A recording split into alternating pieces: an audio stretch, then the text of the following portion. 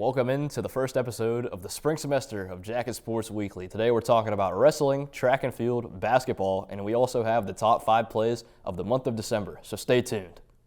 Welcome to Jacket Sports Weekly, Waynesburg University's weekly sports show where we cover the best of the best in athletics. Our analysts discuss a multitude of highlight plays such as touchdown passes. And Barber's going to throw again, one-on-one. Does he got it in him? That's a catch! Tyler Richmond, with flags thrown everywhere, makes the catch! Touchdown, Waynesburg! And ones. This was low, Waynesburg's gonna get it! Suggs is gonna pull away here, go for the layup, and it's gonna fall in and one! PJ Suggs! And home runs. Higgins drives one to left field. The left fielder running back, and that ball is out of here. Grace Higgins. Join us every Wednesday to see what's new in Waynesburg University athletics. I'll be your host for today's episode, Brett Gombita, and we're going to start off talking about men's and women's wrestling. We've got Cole Keller up here to do so. Cole, do you have a good winter break? I mean, I would say it was okay. It was nice not having to do schoolwork. How about you, Brett? Mine was all right as well. Anyways, that's enough of that. We're here to talk about wrestling here on Jacket Sports Weekly. The men coming off a 36-21 loss to Bethany on their senior day. The women's senior day was canceled versus Hiram due to inclement weather. But what do you see in that men's performance against Bethany? Well, so immediately I want to start off with Waynesburg. They forfeit too many weight classes during their matches. I mean, just against Bethany, they forfeited 4 weight classes, 133 pounds, 157, 165, and 197 pounds. That's 24 total points. That's way too much to be giving up, especially when Bethany only forfeited 2 weight classes at 125 and 184 pounds, which gave Waynesburg 12 total points. And there was only 4 real matches on the night.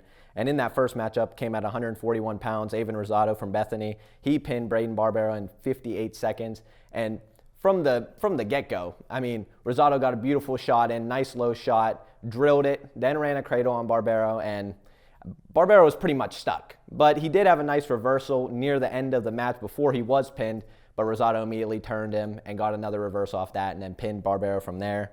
And at 149 pounds, Jeremiah Stallings from Bethany, he pinned JT Holyfield in 2 minutes and 40 seconds. And Holyfield, he put up a great match. I mean, he wrestled very hard. It's just sometimes he seemed like he was a little bit stagnant to do a lot of offensive moves. He'd get caught in some tricky positions. And then ultimately, I think he just got gassed. And then he eventually got pinned. And then the final 2 matchups of the night were Jesse Orban and Austin Fleming. Jesse Orban, he pinned Jonathan Braun in 4 minutes and 47 seconds. And Orban, we know this, he's the best wrestler on the team. He had another stellar performance. I thought he did excellent with blocking Braun's hand ties. And I think one thing that really impressed me was his arm bar to half. It was almost a perfection. He'd run the arm bar and get it so deep. And he tried running that shot so hard, that half so hard. And Braun, he did really good defensively, blocking that down, winging it down, but eventually it just seemed too much, and Orban was able to secure that win. And then the last matchup of the night, Austin Fleming, he won 4-1 over Zach Knuff. And like most heavyweight matchups, I mean, first period, boring. I mean, they just stood there. They did the whole big bear tie-up, and that was about it. Second period, though, I mean, Fleming, in the second, he took a shot, and it was pretty deep, but Fleming, if you would have looked at the matchup on paper, Knuff is a lot bigger on the heavier side of 285 pounds compared to Fleming, and Knuff just used that weight to really block that shot off, and then really nothing happened until near the end of the second when Fleming, he had a nice tie breakup, faked a shot, then swam around, got behind, and then Matt returned Knuff, and that was 3 points. And he got a point earlier off an escape from a referee's position on the bottom. And then nothing really happened in that third except for when Knuff got up, scored his first points of the night, and that was it. And Fleming secured the victory 4-1. And Fleming, second best wrestler on the team, he had a very good performance as well. You take away some of those forfeits, and this could have been a whole different match, but they've got Penn State Barron coming up on Friday. What do you think are some specific things that this team can work on heading into that Penn State Barron matchup? Well, I mean, it's hard to work on having wrestlers at certain weight classes. I think that's the biggest drag down for Waynesburg. Barron has a full roster. They have a person at every single weight class who is a good wrestler. That's why they're 7-2-1. 7-2. Forgive me. And I mean, I expect a loss here for Waynesburg, but I think Orban and Fleming will have two very good matchups. I think Orban's matchup against Anthony Salvini at 174 pounds, I think that'll be the match of the night. Salvini's a local kid. He also has pinned our very own Morgan Kiger twice in high school. That's a fun fact. Twice in high school. So him and Orban have similar opponents, and I think this matchup is going to be really good. And I don't know which way I could see it swinging. And then looking a little bit further ahead, the day after Penn State Bearings, so Saturday, the men are wrestling up in Jamestown. What do you think it's like wrestling on the second day of a back-to-back? How does that compare? Well, I know personally for me, whenever I wrestled, the second day is always a little bit harder because you got to make sure that you got to make sure that you have the stamina. You got to make sure that you're recovered enough. You got to make sure that your tangibles in your mind are correct. And I think Waynesburg could be okay in that sense. You know, they don't have a lot of wrestlers. So I think if Orban just keeps in his own mind and stays out of like anything else, and Fleming as well, I think they'll be okay going into that tournament. Now, speaking of Jesse Orban, what are we thinking here? His winning streak has reached double digits. Do we think it continues? I think this is going to be a very, very close matchup, and I think he will edge Salvini by at least a point, 2, maybe at the max 3. But like I said, it's going to be very close. These two wrestlers are very good. Orban has a little bit of an age edge over Salvini, so I could see that being a big factor going into this match. Touching on the women's side of things, they haven't wrestled in over a month and a half. It's been since December 21st that this team was in action. They were supposed to be in action last Friday, as we mentioned. However, that match was canceled. But do you think the time off for the women will help them or will it hurt them? Well, last time I was up here, I talked about how the women, they're just so young. A lot of this team is comprised of freshmen, and they're going up against Bethany. They're 14-5. They're very, very good, and they faced some stout competition. They beat Liberty, Division I program, 44-5. They beat Mount Union, who Waynesburg lost to earlier in the year. They beat them 26-22. And I expect the Lady Jacks to have their hands full with this team. This is a very tough Bethany team. Well, that's all the time we have today, Cole. Thanks for taking the time to come up here and talk some wrestling with us. We're going to throw it to track and field, where Ethan Spozarski joins us on the desk. Oh, I didn't see you there. I'm Mia Henkins, and welcome to Buell Hall, home of Waynesburg University's Department of Communication.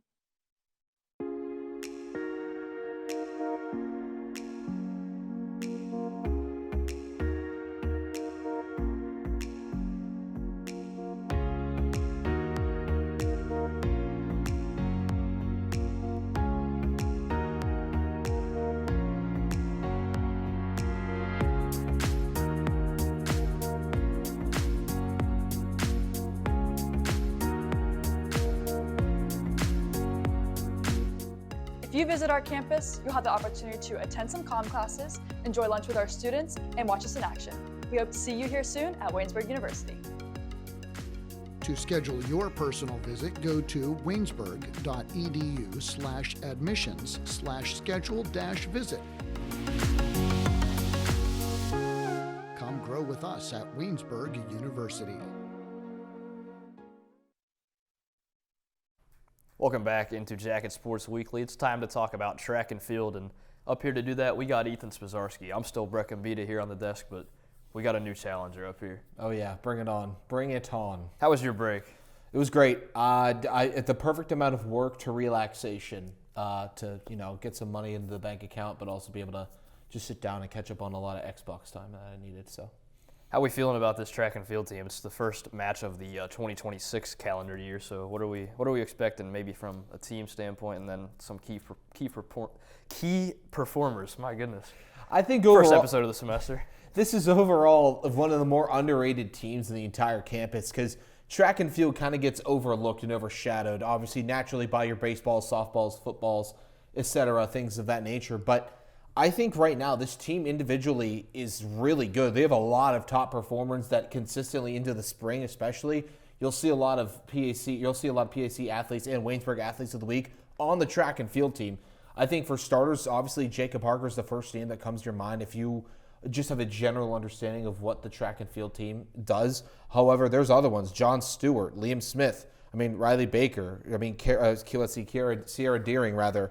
Then you have different guys like Kyle Casella, Ella Booth, Ella Rochelle, Grace Tanksley. Like, the names and the list go on and on. There's so many different people that contribute to a lot of milestones for Waynesburg. While they do contribute to that. It's also just overlooked that. So I think that's really kind of what diminishes the team just because of the lack of popularity they have on campus. But there are plenty of different people that contribute in and out every day of what this team can do.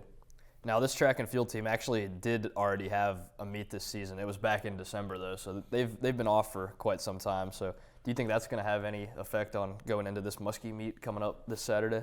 I honestly think that this team has been practicing 2 to 3 times a week since before in the first semester. As someone who knows and has friends involved with that track and field team, they do practice a good bit, even spreading into early in the semesters, of fall semester. So they practice and compete for 8 to 9 months. The season is a much longer than people consider, and a lot of the athletes really talk about how indoors kind of preparation for outdoor, because it's incredibly similar.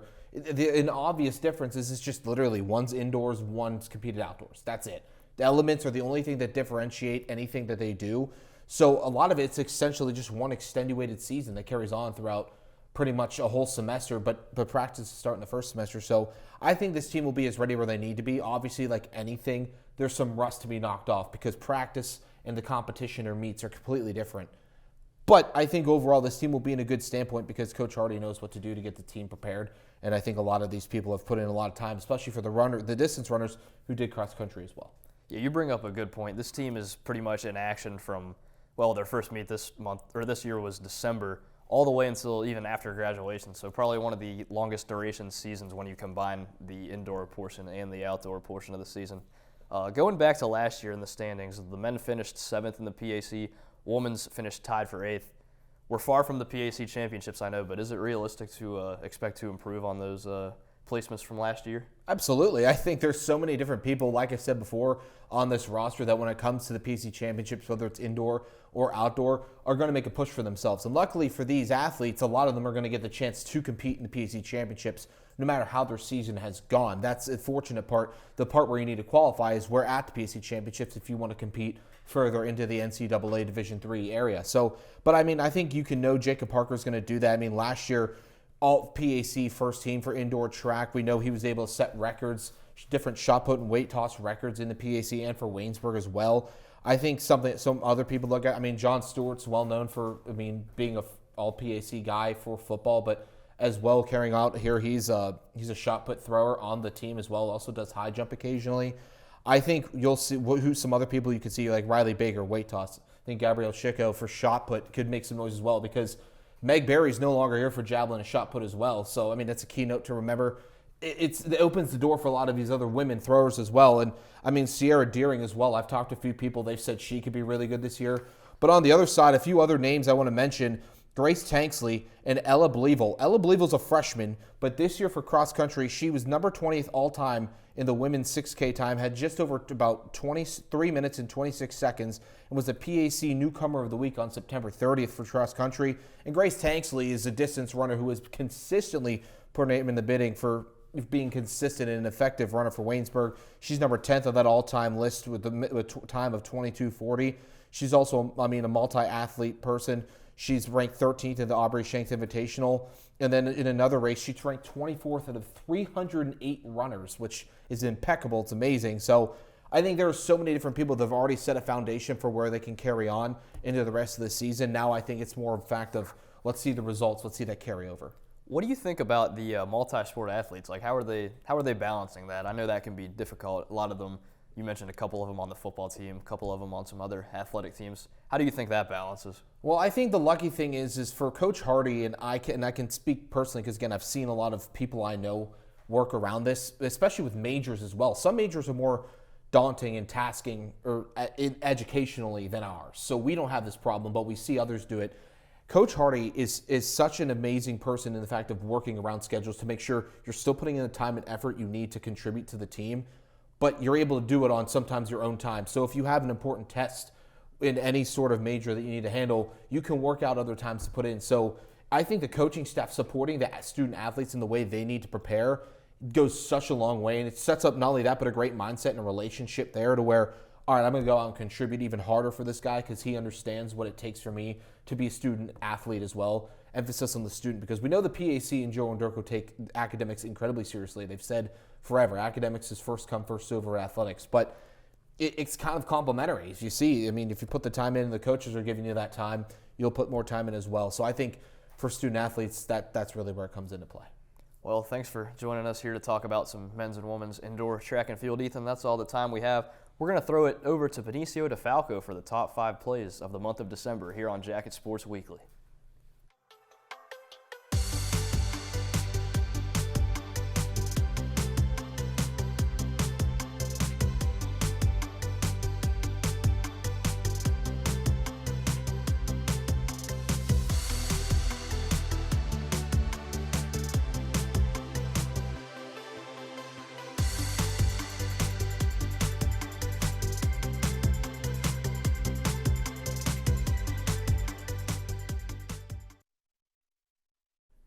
Back here on Jacket Sports Weekly, I'm Benicio DeFalco, and it's time to look back at the top 5 plays from the month of December. So let's get into it. At the number 5 spot, J. Cray 5 scores a goal from a weird angle in a 4-0 semifinal win over Trine. As you see here, J. Cray just kind of looking over his options before running things over to this corner and scoring a phenomenal goal on a weird angle in a 4-0 semifinal win over Trine. At the number 4 spot, Jackson Rhodes scores a left wing 3-pointer in a 27-point performance at Carlo in a 80-70 win.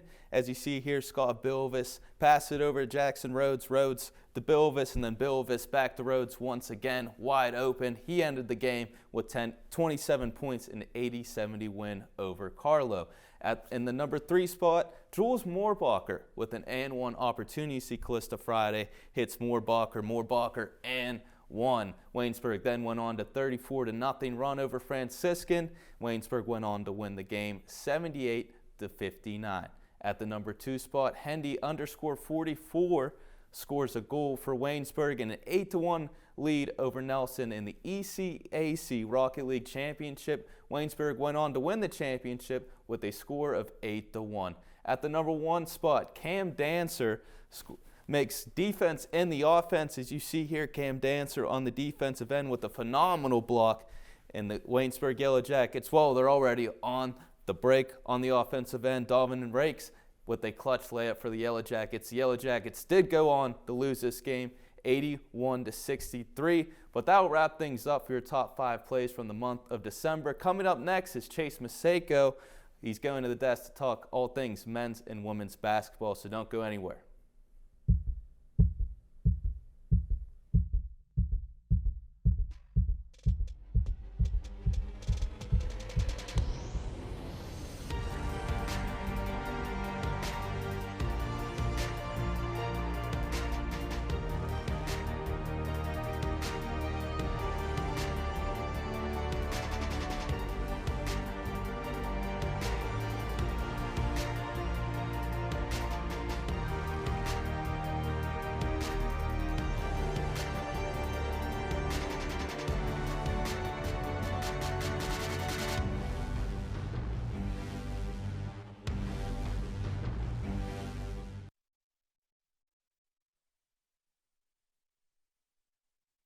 Welcome back up to the desk. Thank you, Benicio, for the top 5 plays of the month. Still Gombita, and I'm joined by, we think he's making his debut as an analyst on this show, Chase Maceio.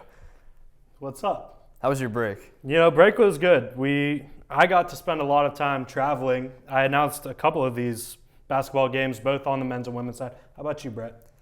I announced one women's game, and we'll start with women's. They're coming off a heartbreaking loss to Geneva, a 2-point loss, and speaking of close losses, that's how 3 of their last 4 games have ended. So what do you think they can do differently to pull away? Yeah, this team, they're 2-4, 6-9 overall this season. They've played some really great basketball overall, especially when you compare the 2 teams to each other. This women's team, you see they move the ball extremely well. They play with fast pace. Callista Friday, their leading scorer, obviously, we always say her name on this show. They search for their opportunities, and most of the time they hit. But recently, they've gone to this faster style of play where they're shooting lots of 3-pointers. We'll get more into that later. But they're just not really hitting. And we've seen, especially in that game versus Washington and Jefferson last week, the turnover bug has plagued them heavily, and that's turned into, over the last 4 games, a 71-43 turnover point margin between them and their opponents. And you look down their list of what they're shooting from the field, it's 36%, 24%, 39%, that was their win, and then 38% over the last 4 games. And you can see why it's been close for 3 of the 4 games. It was very close games. They were shooting well. That W&J game, just a little bit of an outlier with just 24% field goal percentage. You bring up a good point about the points off turnovers. Sometimes that's where the game can get decided. I like to look at points off turnovers and fast break points. Those 2 things could tell you a lot. You touched on the three-pointers. The team's shooting below 20% on threes in the last 2 games. So what do you think? Shoot more to get out of the slump or drive the basket? With how we've seen this team play over my last 2 years at Waynesburg, you can't abandon the three-point ball. It's just something that the women's basketball team needs to survive. This is their game they play. They play with Callista Friday bringing you up the court, getting the ball around quickly, getting it to Mia Henkins, over to Kara McFadden, Clara Page Miller, all over the court, and then shooting these three-pointers. So you can't completely abandon it, but we have seen that, especially against a team like W&J, they got dominated in the paint that game. And that just simply can't happen if you want to win a basketball game. So they need to just take some higher percentage shots. You can go down the court quick, but you still need to set up your offense and not just immediately drive in for the hoop or immediately pull up for a three. So they can't completely abandon it. They just need to be a little bit smarter taking their shots. In this most recent game against Geneva, with about 4 minutes and 40 seconds left, Waynesburg lost their top scorer. Callista Friday fouled out. After she fouled out, the team was able to tie it up. How crucial was it to see the team rally without their leading scorer and almost pull off that win? Yeah, it's truly incredible to watch happen. Callista Friday not just leads in points per game, but rebounds, assists. Yeah, she also had 13 rebounds. The only 2 stats she doesn't lead in this season are blocks by Tori Wesolowski and minutes by Kara McFadden. Every other stat, Callista Friday. So it was a great thing to see the other women on this team really step up and make a difference in the game. You had 3 scorers over 10 points in that game. Callista was one of them, Kara McFadden and Clara Page Miller the other 2. So it's great to see them start to spread the ball around in these games. And it can't be a one-man show if you want to win, especially in a tough conference like the PAC. Different story for the men's up in Geneva. They had a 19-point win. And for the second time this season, Jackson Rhodes played wire to wire. He played all 40 minutes. How crazy is that to see? Jackson Rhodes has been a true anomaly for the Waynesburg Yellow Jackets this season. He's been crucial. In the last 3 wins that the Yellow Jackets have had, Jackson Rhodes played 39 minutes, 40 minutes, and 40 minutes again.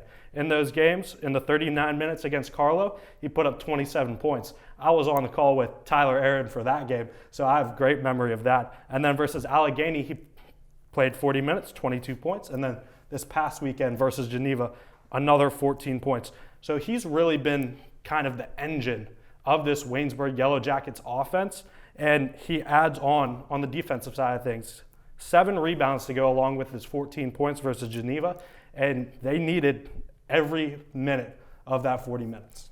Let's give a shout out to Jalen Goins as well, who played 37 minutes in that game. But how about on the flip side? Here's a guy, I sound like Chris Collinsworth. Now here's a guy, Scott Bilivis, who only played 11 minutes. He's been a starter for most of the other games this season. It seems like his role has diminished coming into that Geneva game. So what do you think about that? Scott Bilivis has been one of the key players of this Waynesburg team for a couple seasons now, and we saw it at the beginning of this year. He started most of the games, I believe the first 10, and now the last 5 games he hasn't started.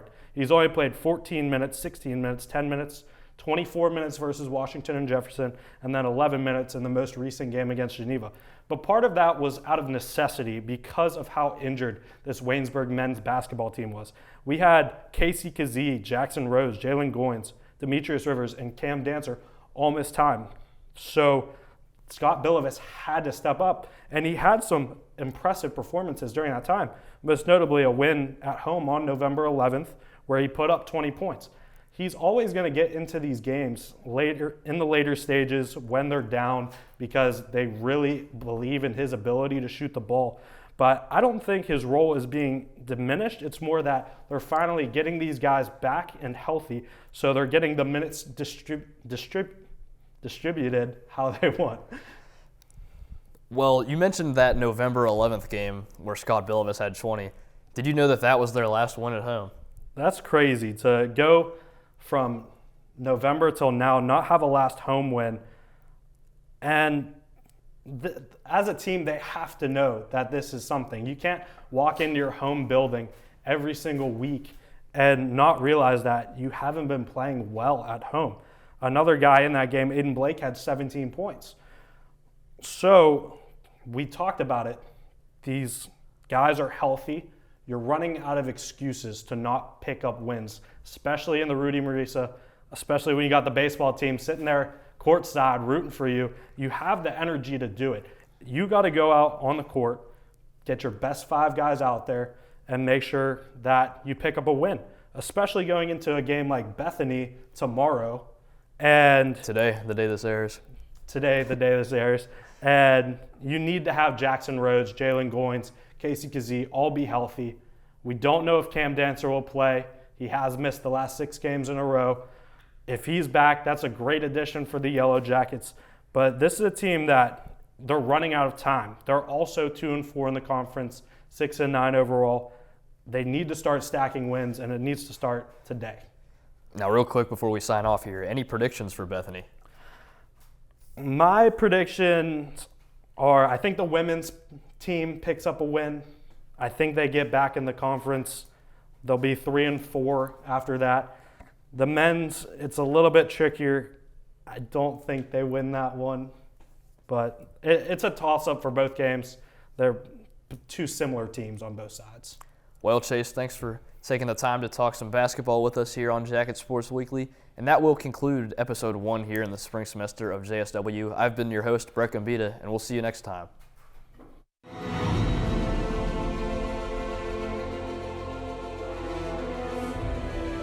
This has been a production of Waynesburg Community Television.